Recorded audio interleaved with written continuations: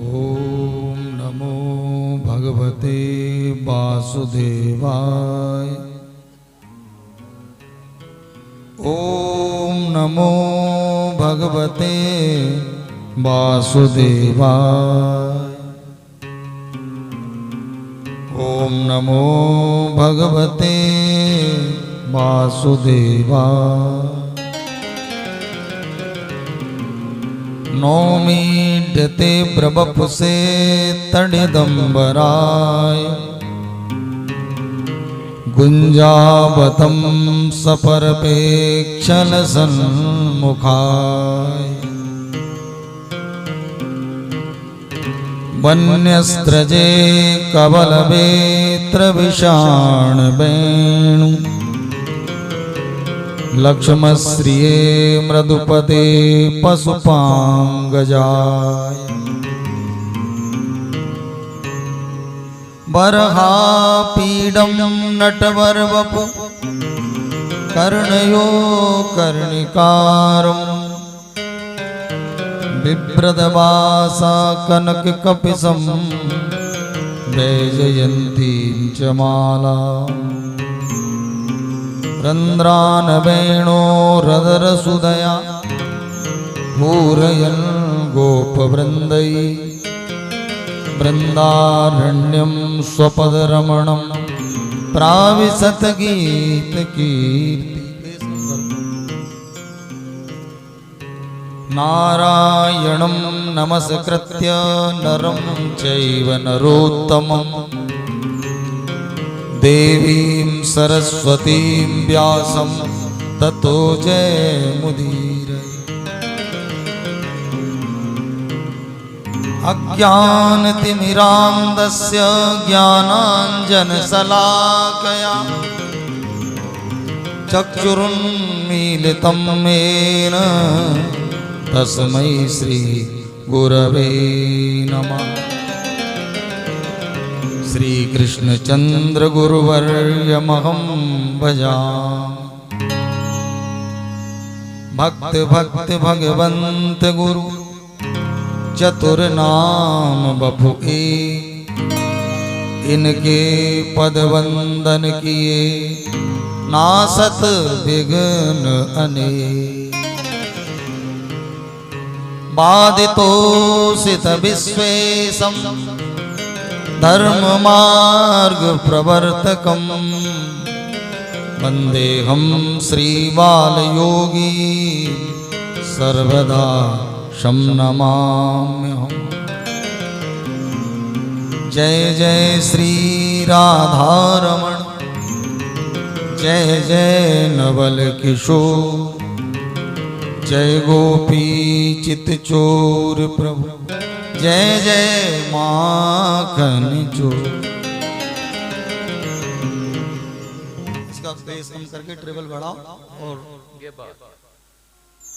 पीछे आवाज नहीं आ रही थी।